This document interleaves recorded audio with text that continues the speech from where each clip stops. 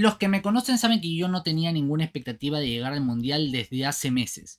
Para mí ya con Reynoso se había perdido demasiadas oportunidades, con Fossati incluso más, y Perú ya estaba completamente eliminado. Pero es verdad que el destino a veces es curioso, y nos dejó una fecha doble donde podríamos haber terminado en zona de clasificación. Nos regaló una fecha doble en la que además comenzábamos contra el rival más fácil de la eliminatoria, que es Bolivia, fuera del Alto. Y nos regaló además una victoria con la misma cantidad de goles que habíamos marcado en las clasificatorias. El mundo, el destino, si lo quieren llamar así, nos volvió a regalar algo de esperanza.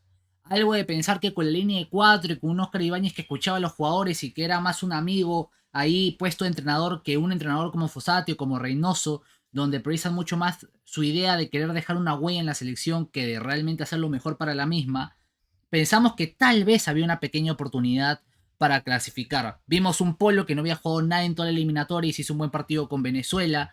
Vimos un Paolo Guerrero que sorprendía con la experiencia que le bastó con Bolivia para controlarle y de un toque generar ocasiones de peligro con los extremos, sean Brian Reina o Andy Polo. Un Carrillo que nos demostró por qué es figura en Corinthians. Y un Perú que, bueno, parecía que tenía con qué competir. Lamentablemente ya era tarde, porque la selección peruana le tocaba ya la final del mundo para nosotros y para Venezuela también allá en Maturín. Un duelo que decidía quién clasificaba al repechaje o quién iba a pelear, mejor dicho, con Bolivia en esta etapa final. Siendo optimistas, se veía un empate, porque Venezuela no ha perdido de local, y menos en Maturín, y siendo realistas, Venezuela era favorito. Pero a Perú le tocó sufrir una vez más. Ya voy a hablar también del tema arbitral, pero lamentablemente Perú ya quedó completamente fuera del Mundial sin ninguna posibilidad. Ni el más optimista, ni el más hincha, ni el más incondicional, ni tampoco el incondibrutal, también como esos que pensaban y que me comentaban cuando Perú fue eliminado en el repechaje contra Australia que Perú estaba a nivel de Argentina y Brasil, cosa que estaba completamente lejos de la realidad. Creo que ya ni ellos tienen esperanza que Perú pueda aspirar a ese séptimo puesto. Creo que ya lo que queda va a ser probar gente para el que diga, Gamax, pero ya se tenía que probar gente ahora. No. ¿Por qué? Porque Oscar Ibáñez se jugaba su puesto.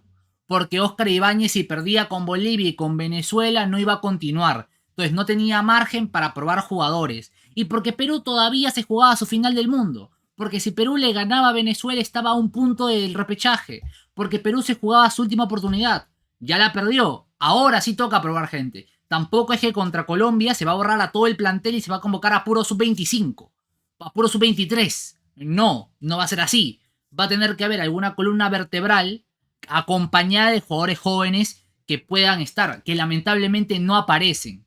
Porque lo digo también, no es solamente tirar a Catriel Cabellos de titular, no es solamente tirar a Luis Ramos de titular. Bueno, ya no voy a decir a Luis Ramos porque además es un jugador ya medianamente consolidado que está en Colombia. No es tirar a Goicochea de titular, no es tirar a Álvaro Rojas de titular y que ya te van a rendir. No, para nada, porque aunque quieran compararse a alguna gente que no sabe cómo funciona el fútbol de menores con Ecuador y con Bolivia que saca Paniagua y con Ecuador que también tuvo a Kendry Páez y con España que tiene a Lamine Yamal, Perú no forma bien a los chicos, ya sea porque no comen, ya sea porque lamentablemente muchos chicos empiezan tarde porque por motivos de dónde viven, por motivos de falta de apoyo, no pudieron entrenar en condiciones hasta los 15 años, donde ya un jugador es complicado que pueda salir adelante a comparación del resto que ha sido formado desde más joven. Porque en Perú no se hace trabajo de fuerza. Entonces, ¿qué pasa? Que un chico de 17, 18 años, 19 años,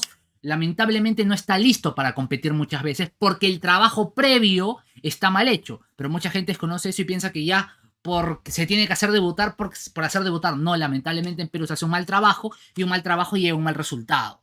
No es tan sencillo como ya que debuten todos. Igualmente hay jugadores que ya deberían tener minutos de todas maneras, así les vaya mal en las fechas que vienen porque Perú ya no tiene posibilidad de ir al Mundial. Caso Matías Lazo, caso Kenji Cabrera, por izquierda me cuesta ver algún nombre, la verdad que no hay. Tendrá que ser Marco López a pesar de su mal partido. Noriega, te diría que en la media cancha, para mí incluso debería haber jugado estos partidos. Castillo, que está siendo titular en Portugal, así sea porque su competencia se fue fichado a otro equipo, está siendo titular todas las semanas. Arriba también cuesta ver nombres, por ahí Luis Ramos, ya que lo prueban, aunque ya tenga 25 años. Y luego tampoco es que nos sobre mucho más, pero Kenji Cabrera, que no sé si ya lo mencioné, o sea, jugadores que ya deben tener cierto rodaje en selección, pensando en el próximo proceso que va a ser complicadísimo porque ya hay 3 selecciones clasificadas al Mundial 2030. De todas maneras, creo que fue bonito. Uy, se me subió la ganancia así de golpe. Creo que fue bonito tener una vez más la posibilidad de clasificar al Mundial por una última vez en unos 2 años al menos. Fue lindo volver a tener una alegría, ¿no? Que fue ganar la Bolivia y volver a tener una esperanza, pero bueno, ya fue y ya toca pensar en el proceso 2030, es la verdad. Ya para analizar el partido contra Venezuela, que me demoré porque no tengo computadora, estoy grabando con mi laptop. Ayer, bueno, fui a ver mi computadora, supuestamente la tenían para hoy, la van a tener para mañana a mediodía. Yo no voy a poder ir, va a tener que ir mi novia a recogerla y que bueno, al final ya veré cómo tengo mi computadora lo antes posible. Pero grabando tarde de todas maneras quería dar la opinión sobre el partido, ¿no? Venezuela salió con Roma en el arco, Aramburu por izquierda, Ángel y Ferraresi de defensa, González por derecha, Martínez y Herrera en el medio campo y arriba Soteldo, Savarino, Rondón y Martínez, que fue el que le terminaron haciendo el penal. Perú salió con Pedro Galese, Advíncula por derecha, Zambrano, Garcés de parejas centrales, Marco López, Pedro Aquino, Renato Tapia, André Carrillo un poco más libre, de 10 se podría decir, Andy Polo, Brian Reina y Polo Guerrero. La verdad que el 11 que tenía que salir, salvo Paolo Guerrero titular, el resto del 11 tenía que salir. Paolo era el único que no me convencía. También es verdad que Paolo nunca entra bien a ningún partido, ni siquiera en Alianza Lima. Paolo, si no arranca, pareciera que no sirve, porque el suplente nunca entra bien. Pero quitando Paolo Guerrero, creo que el resto del 11 era el que tenía que salir. Polo, les gusta o no, se lo había ganado medianamente con Bolivia. Brian Reina, les gusta o no, es el jugador más equilibrante que tenemos. Así, hablo de extremos. Así su cabezazo haya sido horrible. Venezuela tuvo algunas oportunidades. Perú medio que quería empezar a encontrarse en el campo. Y cuando Perú se empezaba a encontrar, cuando Perú empezaba a tener un buen momento, se genera el penal, que es una estupidez de Carlos Zambrano. Es penal. Lo siento, pero es penal para el equipo que sea local. Que el árbitro fue localista puede ser, pero no fue un robo, no fue nada descarado. Esas jugadas uno sabe que se está jugando de visita, no las puede hacer. Y Carlos Zambrano lo hizo. Y fue una estupidez de Carlos Zambrano. No tenía necesidad de barrerse en el área.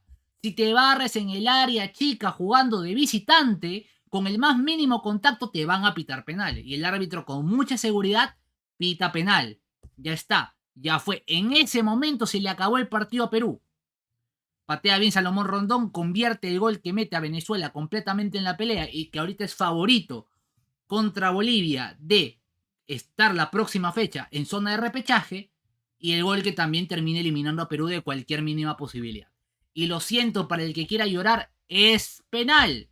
Es un penal que si estás de visita te lo van a pitar. Y más si eres Perú, que no tiene dirigentes que estén a la altura o que metan ningún tipo de presión. Entonces, no hay nada de que quejarse. Fue penal. Hay un contacto en el área cuando estás jugando de visita y para colmo eres Perú, es penal. Y luego viene ya la jugada polémica. Tuve que ver la repetición varias veces, que es el gol de Brian Reina. Para mí esa es más polémica que el penal. Porque no hay una sola toma, hasta el momento que estoy grabando este video, que demuestre que fue mano. Pero una cosa no se puede negar. Gran jugada de Carrillo, por cierto. Brian Reina, su gesto técnico para cabecear es horrible. Un jugador que está jugando en Argentina, que tiene un gol de chalaca en Belgrano, no te puede ir a cabecear con los ojos cerrados. Lo tocaron el domingo, Oscar Hamad, Edgar Techera, Lucho Bolaños y yo en Evolution 360 lo tocamos un poco, que parecía que Brian Reina tenía una inseguridad tremenda en el partido contra Bolivia. En el gol de Polo parecía que él no quería tener que definir y por eso lo hace mal. Y parece que esta fue una situación parecida. Brian Reina lo que menos quería en ese momento era estar ahí. Pero si estás ahí, lo mínimo que puedes hacer es al menos empujarla. Hasta con el pecho podía haberlo hecho Brian Reina. Es una situación de segundos, no es tan fácil pensarlo como verlo de afuera, claro que sí. Pero un jugador profesional no puede ir a cabecear debajo del arco con los ojos cerrados. Si no le chocaba en el hombro, en el brazo, donde sea que le ha chocado, no entraba la pelota. Es que es vergonzoso el gesto de cabecear de Brian Reina. Y era un gol que volvía a meter a Perú en la pelea. Y era un gol perfecto. Minuto final del primer tiempo, oportunidad perfecta para ya decidir el partido, oportunidad perfecta para que Perú tuviera un resultado que le convenía más a Perú que a Venezuela, que era el empate. Perú tenía que ganar, de eso no hay duda tampoco. Pero Brian Reina cabecea muy mal, la pelota polémica se le choca en el hombro o en el brazo, y Perú termina, bueno, eliminándose solo. Para mí lo digo, no hay una jugada clara, no hay una imagen clara que ponga que fue mano, pero que le choca a Brian Reina, le choca y eso es culpa de Brian Reina por no cabecear correctamente, podría cabecear con los ojos cerrados. Ya si la cabecea mal, yendo con los ojos abiertos, al menos, bueno, podía ser ya lo que sea, pero no puede ir un jugador profesional con los ojos cerrados. Vamos al segundo tiempo. Y Venezuela se tira para atrás, como tiene que hacer, porque tiene resultado a favor. Y no puedo entender, bueno, sí puedo entender, pero no puedo creer que Oscar Ibáñez no hizo ningún cambio en el entretiempo. Porque Perú tenía 45 minutos para voltear el partido. Perú empatando lo tenía difícil, perdiendo imposible. Ganando Perú se metía a la pelea del repechaje. Perú tenía la obligación de ganar este partido. Tenía que salir más ofensivo. Aquino no tenía que continuar en el campo. Ya no solo porque había tenido un nivel bajo, porque se nota falto de ritmo, porque se nota falto de físico, no, porque Perú necesitaba algo más ofensivo. Paolo Guerrero creo que tampoco tenía con qué continuar. Perú tenía que renunciar un poco a defender. Porque en ese momento daba igual perder 2-0, 3-0, 4-0. Voy a dar la fuente este comentario, Julio Peña, porque si no se enoja, si no le doy la fuente. Voy a dar fuente también de este comentario, así firmado por Julio Peña. Da igual perder 2-0, 3-0, 4-0 este partido, porque Perú tenía que ganar para tener posibilidad real de clasificar y Perú debió haber salido más ofensivo. Aquino no tenía que continuar en el campo porque ya no ibas a hacer nada con dos contenciones. Y bueno, para mí Paolo ya no te iba a dar absolutamente nada en ese segundo tiempo, en estos segundos 45 minutos. Pero lo que ya me parece un abuso por parte de Oscar Ibáñez es que el primer cambio sea a los 62 minutos. Y que para colmo, luego se demore 20 minutos más, 21, hasta el 83, para hacer el último cambio que es que entre la Padula. Eso ya me parece una falta de respeto a Oscar Ibáñez, a la hinchada, pero que se explique en su falta de experiencia. Oscar Ibáñez hizo bien en la selección llegar a hablar con los jugadores, preguntarles dónde se sienten más cómodos, preguntándoles qué sistema se les acomoda mejor. Hasta cierto punto, los jugadores le armaron más o menos el equipo. Eso no quitó que Oscar Ibáñez, como Sampaoli en algún momento en Argentina, permitió que la situación se le saliera de las manos. Creo que Oscar Ibáñez generó un ambiente de confianza donde los jugadores podían decir que querían, que no querían, pero sin que tampoco tomaran el control por completo del equipo. Que fuera más un equipo. Oscar Ibáñez admitía su inexperiencia, permitía que se le aconseje y con humildad aceptaba esos consejos. Ya que tanto los jugadores armaron o no el plantel, eso es otra cosa. Pero lo que no hizo bien y donde se notó que tiene 6 meses de entrenador en Cienciano y nada más, es que no supo hacer los cambios. Es que Oscar Ibáñez estaba perdido. Estaba esperando que Renato Tapia le diga los cambios. Porque no puede ser que se demore hasta los 62 minutos en un partido que Perú tenía que ganar y que el empate ni siquiera le servía. En el partido que dejaba fuera Perú del Mundial no puede ser que Oscar Ibáñez no hiciera ningún cambio. Hasta el minuto 62. Y luego demorara 20 minutos más en los cambios. Que la Padula entró mal, lo que quieran, pero tenía que entrar. Tenía que entrar porque Paolo ya no le daba el físico. Luego, me parece increíble que ni Kenji Cabrera ni Sergio Peña, si lo odien, entraran.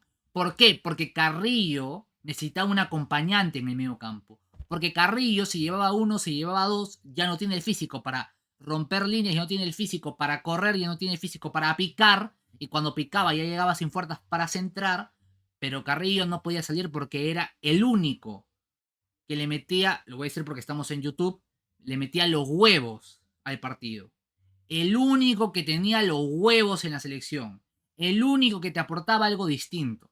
El único que te podía generar peligro. Pero necesitaba uno a su costado para cuando se lleva uno y se lleva dos, tuviera alguien con quien soltar la pelota. Y no lo tuvo en el partido. Él tenía que entrar o Peña o Kenji Cabrera. Cualquiera de los dos. Porque así entrar a Peña y hiciera un partido normalito, un partido de 5 puntos, más te iba a aportar que no hubiera nadie a su costado. Ya si lo odian a Peña, lo que quieran, Kenny Cabrera. Llegamos a las dos últimas jugadas polémicas. El jalón a Pablo Guerrero. Yo lo que sí te digo es que si el primero es penal para Venezuela, este jalón también es penal. Porque ambos son toques ligeros. Ahora sí lo que sí puedo decir es que lo de Zambrano es más complicado porque es barrida y porque Venezuela es local. Pero si le cobró ese penal a Venezuela, para mí el jalón también podía ser penal. Yo como árbitro no pitaba ninguno. Porque a mí sé que cualquier contacto en el área sea penal, me parece estúpido. Pero bueno, bajo regla, el reglamento, ojo, está, pero el árbitro también tiene que tener criterio. Ojo con eso. Porque decir, no, pero Gamas, el reglamento dice esto. El reglamento está, pero el árbitro tiene que tener criterio. De todas maneras. Ya, pero vamos de todas maneras a este jalón. Para mí sí podía ser penal, pero si eres visita no te lo van a cobrar. Y el árbitro es localista. El árbitro, ojo, no le robó a Perú por ser chileno, porque no le robó a Perú. El árbitro simplemente fue localista, como suele pasar mucho. Fue localista y ya está. Pero no fue un robo descarado, como ya hemos dicho. El penal de Zambrano es penal. Bajo reglamento es penal. Hay un contacto, hay un contacto. El árbitro va seguro porque es local y porque Venezuela es local y porque hace la fase que es cobrarle penal al local. Lo de Brian Reina es polémica, pero lo mismo. Bajo polémica, normalmente se va a favorecer al equipo local. Y a Pueblo Guerrero lo jala, bajo polémica, normalmente se va a ofrecer al equipo local. No cobro penal para Pueblo Guerrero. Que yo, repito, no hubiera cobrado ninguno de los dos, pero bueno, ya. Puedo entender por qué cobró uno y por qué no cobró el otro. No me parece un robo, ¿ah? No me parece... El arbitraje no fue impecable, pero no me parece un robo tampoco. Y ya la última de Paolo, esa sí no es penal. Ya esa sí, ya la Conmebol se animó, publicó los videos y todo, y esa sí no era penal, no había nada que discutir. Eso sí, ya completamente el brazo estaba pegado. Perú ya no pudo hacer absolutamente nada. Ya Oscar Ibáñez, sabes que hubiera preferido mil veces que hiciera lo de Gareca contra Colombia cuando perdimos 3-0, que era ir a meter todo sin saber qué hacer. Y ya está, ¿no? Hubiera preferido ya que meta a Luis Ramos por último. Para tener, ¿sabes qué? 3-9 en el área. Está jugando a centro, ya. Pero lo que sí me molesta es. ¿Ves que la única forma en la que Perú genera peligros con remate fuera del área? Pucha, metías a Peña o Kenny Carrera para tener uno más que pudiera rematar. Uno que le queda libre para el remate. Perú ya se lo tenía que jugar al todo o nada. Ya no podía perder nada, Perú. ¿Sabes qué? Ya minuto 83, ya que perdías 2-0, ¿qué importa? Mejor tener la posibilidad de menos empatarlo, porque al menos, bueno, a Perú ya se le fue completamente la posibilidad. Está 5 puntos de Venezuela. Vamos a leer la tabla ya, porque hay gente que dice la tabla, las matemáticas, quedan 12 puntos por jugar. Venezuela está a 5 de Perú. Perú tiene 10 puntos, con Chile 10 puntos, Bolivia 14, Venezuela 15. Venezuela va a llegar a 18 la próxima fecha porque le va a ganar a Bolivia, no tengo ni la más mínima duda. Y así Perú le gane a Colombia y tengas 13, Venezuela va a tener 18, va a seguir a 5 puntos a falta de 9. O sea, Perú hacía una eliminatoria impecable, lo tiene casi imposible. Perú ahorita lo máximo que puede llegar, haciéndolo impecable, ganándole a Colombia de visita, a Ecuador de local, a Uruguay de visita y a Paraguay de local. Lo máximo que podría hacer es 22 puntos. Y siendo muy optimistas, 22 puntos. Venezuela le va a ganar a Bolivia, de eso no hay duda, va a tener 18. Con que gane uno más y empate otro, ya eliminó a Perú. Porque la diferencia de goles, que más la va a aumentar con Bolivia, es complicada para Perú. Bolivia tiene 2 partidos en altura, que probablemente los gane. Con Chile lo gane, con Brasil clasificado y con este Brasil también probablemente lo gane. Te hace 20 puntos. Si saca un empate de visita, te complica. Y porque Perú no va a sacar tampoco los 12 puntos. Y tampoco hay que ser tan ingenuos o vender el humo que Perú va a sacar los 12 puntos. Pero incluso logrando los 12 puntos lo tiene bien difícil. Pero bueno, ya hasta aquí el video de hoy. Me da mucha pena que este cambio por Oscar Ibáñez no se hiciera antes. Lamentablemente ya les digo que Silvestre estuvo muy cerca de asumir, o sea, hasta ahí va a tomar una maldición Lozano, y al menos con Oscar Ibáñez, ¿sabes qué? Metió un entrenador que iba a hacer a Perú que jugara cómodo, ¿no? Nada más. Que te puede perder o no, pero que te juega cómodo. Que el jugador que el jugador quiere venir, que el jugador quiere jugar, que Carrillo está más contento tirando indirectos a Reynoso y Fossati. Al menos ya, luego de Reynoso y Fossati, si Oscar Ibáñez es una mejoría, pase lo que pase con Uruguay, pase lo que pase con Ecuador, con Colombia, con Paraguay, Oscar Ibáñez ha sido una mejoría respecto a lo que teníamos. Así de mala fue la gestión de Lozano, que el preparador de arqueros del ex entrenador es mejor opción que los dos últimos entrenadores. Ya me despido y nos vemos en la próxima.